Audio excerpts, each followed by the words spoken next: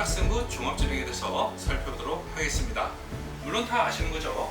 학생부 종합전형에서도 학생부 교과, 비교과, 자기소개서, 면접, 수능과 같은 전형 요소들이 매우 중요하게 작용을 하고 있습니다.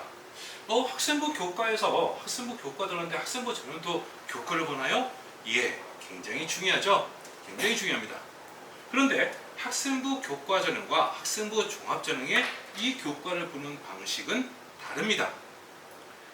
어떻게 다르냐? 학생부 교과 전형에서는 석차 등급, 1.2등급, 1.3등급 이런 등급이 나오게 되죠. 그런 등급이 굉장히 중요합니다. 그런 것을 정량, 양적으로 평가한다고 해서 정량평가라고 이야기를 하죠. 그러나 학생부 종합 전형에서는 1.2등급이다, 1.3등급이다가 중요하지 않고요. 어떻게 해서 1.2등급이 됐고 어떻게 해서 1.3등급이 되었는지 4.3등급이 되었는지 바로 그러한 부분들을 보고 싶다는 겁니다. 바로 그런 것들을 정성평가라고 이야기를 하게 되는 겁니다.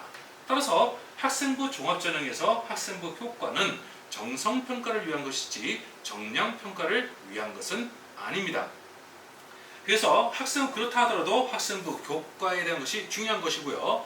이 부분에 대해서는 추후 3부에서 전형 요소에 대한 학생부 교과와 관련된 내용에서 좀 더 세부적으로 자세하게 살펴보도록 할 계획입니다. 그때 보시고요. 일단 비교과라는 것이 있죠.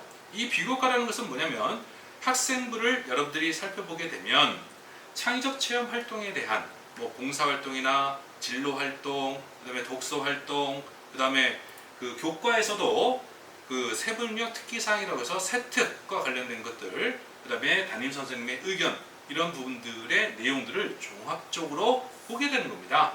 그래서 이 학생이 성취한 성취도가 어떤 과정을 통해서 성취가 되었는지 또는 이 성취도가 낮다 하더라도 이 학생의 어떤 노력 과정들이 어떻게 이루어져 있었는지 그 노력에 대한 어떤 특이점들이 있다고 한다면 또한 좋은 평가를 받을 수가 있는 거죠.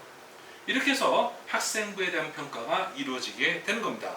이 부분 또한 전형 요소에서 좀 더 세부적으로 살펴볼 계획입니다. 그 다음에 자기소개서. 학생부 종합전형에서 요즘에는 자기소개서를 요구하는 대학이 있고 요구하지 않는 대학으로 구분되어 있죠. 요구하지 않는 대학이 좀 많이 늘어나긴 했지만요. 특히 올해는 추천서라는 것이 빠져 있죠. 교사 추천서가 빠져 있습니다. 따라서 자기소개서를 쓰게 되는데요. 이 자기소개서는 나름대로 중요한 요소가 됩니다. 학생부에 다 담을 수 없었던 나의 어떤 생각을 담을 수가 있었다는 거죠. 그런데 만약에 자기소개서가 없다고 한다면 나의 생각과는 다른 그러한 평가가 될 수도 있습니다. 따라서 자기소개서가 있다고 한다면 그 자기소개를 통해서 학생부에서 담을 수 없었던 나만의 무언가 특징을 좀 더 정확하게 구체적으로 설명해 주는 것이 좋을 겁니다. 나중에 자기소개서 쓰는 방식에 대한 것을 설명하면서 좀 더 세부적으로 살펴보도록 하겠습니다. 그리고 학생부 종합전형에서 또한 특징, 요즘 대학에서도요, 과거와 다르게 이런 면접을 없애고 학생부 서류로만 평가하는 그러한 대학들이 있습니다. 또한 1단계와 2단계 면접을 선택하는 대학도 있게 되는 거고요. 간헐적으로 수능 최저 학력 기준을 적용하는 대학도 있다고 하는 것, 그 부분들을 주의 있게 살펴보시고요. 좀 더 대학별로 세부적으로 살펴보도록 하겠습니다. 먼저 건국대 같은 경우는 전형 명칭으로 자기추천, KU 자기추천 전형을 쓰고 있죠. 1단계와 2단계로 나눠서 1단계에서는 서류로 3배수 내외를 선택하게 됩니다. 3배수 내외를 선택한다는 것은 1단계에서 예를 들어서 경영대학이 30명을 모집한다 라고 한다면 1단계에서는 3배수 내외니까 약 90명가량을 선발을 하는 거예요. 그 90명은 학생부와 자기소개서를 통해서 먼저 서류 전형으로 선발이 되게 되는 거죠. 그 다음에 2단계 가서 서류가 70%, 면접을 30%를 반영하는 것은 그 서류에 대한 진위 여부를 확인하는 겁니다. 면접이 30%인데 진짜 이 학생이 이 서류에 나타난 것처럼 뛰어난 학생인가? 이 학생이 했던 활동이 정확하게 맞는가? 라고 하는 것들을 살펴보겠다고 하는 거죠. 이러한 면접이 30%가 들어가게 되다 보니까 실질적으로 뒤집히는 경우들이 많습니다. 오히려 학생부 종합전형에서는요, 학생부 성적이 낮음에도 불구하고 학생부 성적이 뭐 어떤 A라는 학생은 1.7등급이고 B라는 학생은 3.2등급이 돼도 이 3.2등급인 학생이 선발되는 경우들이 생기게 되는 겁니다. 이러한 면접 30%라고 한다면 대략적으로 하위 30%는요 이러한 성적이 뒤집힐 수 있다라고 하는 거, 그런 점을 유의를 하셔야 될 겁니다. 건국대학교에서는 수능 최저학력 기준은 없습니다. 경희대학교에서는요 네오 르네상스 전형, 너무나도 유명하죠. 네오 르네상스 전형으로 해서 명칭으로 해서 학생부 종합전형을 진행하고 있습니다. 마찬가지로 1단계, 2단계로 나눠지게 되고요. 1단계에서 좀 더 많은 학생을 뽑죠. 4배수 정도를 선발하게 되고 2단계에 가서 면접 30%를 반영하게 됩니다. 서류에서는 학생부 자기소개서 기반으로 해서 선발을 하게 되는 거고요. 마찬가지로 면접에서 건국대와 다른 것은 주어져 있는 서류를 기반으로 하는 면접이라고 한다면 경희대학교에서는요 공통문항이 나오게 되는 겁니다. 어떤 공통문항을 주어지고 그 공통문항에 대해서 이해하고 설명할 수 있는 능력이 있는지를 평가하게 됩니다. 이런 문항에 대한 것들은 대학의 전형 요강을 통해서 어떤 내용들을 다루고 있는지 자세하게 살펴보시도록 하시고요. 경희대학교에서는 작년과는 다르게 올해 특별하게 수능 최저학력 기준을 적용하고 있습니다. 그것은 대학에서 작년에는 없었는데요. 올해 2022학년도 학생부 전형 종합전형 네오 르네상스 전형에서는 자연계에서는 국수영과 두기합 5등급, 인문계에서는 국수영탐 두기합 5등급 이내의 수능 최저학력 기준을 적용하고 있다는 것, 그 부분을 주의하셔야 됩니다. 고려대학교에서는 일반으로 해서 학업 우수형과 같은 전형 명칭으로 해서 학생부 종합전형을 선발을 하고 있습니다. 1단계에서 서류 6배수를 선발을 하네요. 2단계에 가서 서류와 면접을 하는데 이 면접에서 무엇을 합니까? 제시문 기반 개별 면접을 치르게 됩니다. 이 제시문 기반 개별 면접이라는 것은요, 논술은 글로 쓰는 거죠. 바로 이 면접은 글로 쓰는 게 아니라 말로 한다는 겁니다. 교수님들 앞에서 자기가 분석한, 자기가 그 제시문을 읽고 주어진 문항에 대해서 자기가 그 정리된 내용을, 답안을 교수님들 앞에서 면접을 통해서 실시하게 되는 겁니다. 이러한 제시문 기반 면접에서 주의를 하셔야 될 것은요, 어떤 정답을 맞췄다, 틀렸다 라고 하는 것이 보다 중요하지 않습니다. 보다 더 중요한 것은 바로 면접에서 그 제시문에 나와 있는 문항의 답을 도출해 나가는 과정에 대한 거죠. 그러한 도출 과정에서 어떠한 능력을 가지고 있는가를 주로 평가를 하게 된다는 거 주의하시게 되고요. 자연계에서도 경희대와 마찬가지로 자연계에서 4개 합 8등급, 인문에서는 4개 합 7등급 이내에 굉장히 높은 그러한 수능 최저학력 기준을 요구하고 있다는 거 주의를 하셔야겠죠. 성신여대에서는 학교생활 우수자 전형으로 해서 서류 100%로 모집을 하고 있습니다. 1단계, 2단계 구분도 없죠. 이러한 것을 일괄평가다라고 이야기를 합니다. 일괄평가. 그래서 일괄합산으로 평가돼서 서류만 가지고서 평가를 하게 됩니다.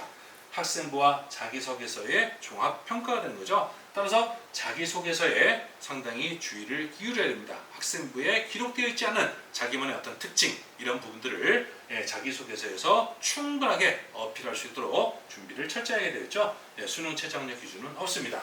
이화여대 같은 경우도 미래인재 전형으로 선발을 하고 있습니다.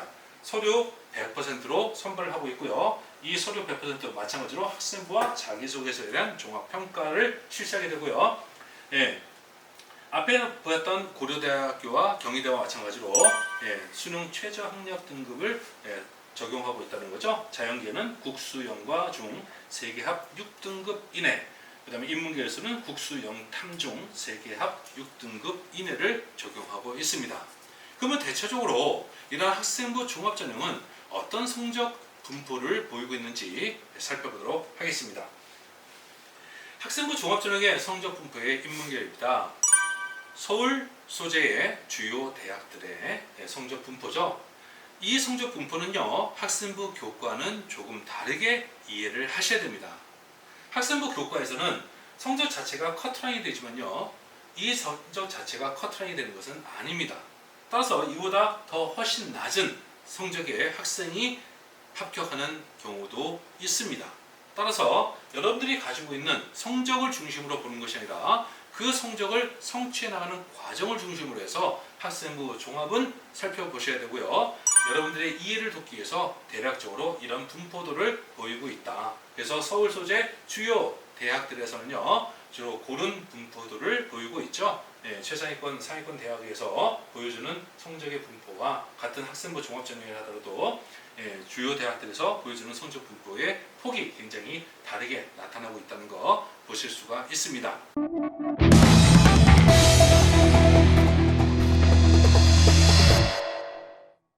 자, 자연계에서도 서울 소재 주요 대학들은 유사한 분포를 보이고 있습니다. 경희대 1.40부터 시작해서 5.10까지 상당히 큰 폭을 나타내주고 있죠. 여러분들이 이러한 1.40이 아니라고 해서 지원을 못한다는 게 아닙니다. 1.40이라는 것은 그냥 참조사항이 되는 거고요. 어떤 같은 과라 하더라도 1.40에서 5.10까지 다양한 어떤 성적 분포를 보일 수 있다는 겁니다. 바로 그렇게 여러분들이 보시면 될 거고요. 물론 모집하는 단위에 따라서 다른 성적 분포를 보이고 있기 때문에 그런 부분들을 충분히 확인하시고 지원 계획을 수립하시는 것이 좋겠습니다. 그 다음에 서울 수도권 소재의 대학들입니다. 서울 수도권 소재의 대학들에서 보면 상당히 다양한 분포를 보이고 있죠. 어떤 균일한 것보다는 다양한 분포를 보이고 있습니다. 대략적으로 2.3에서 세종대 같은 경우는 2.36에서 2.68 정도요, 상당히 좋게 나타나고 있는데요. 이런 부분들은 세종대가 가지고 있는 학생부 종합전형의 어떤 특성 때문에 나타나게 되는 현상입니다.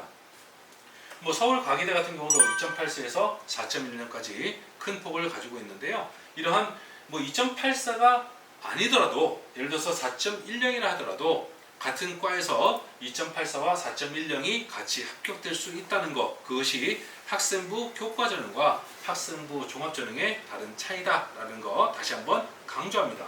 자연계열에서도 서울 수도권 소재의 주요 대학들은 그런 유사한 분포를 보이고 있습니다. 인하대 같은 경우 1.58에서 3.63까지 다양한 분포를 보이고 있는 거죠.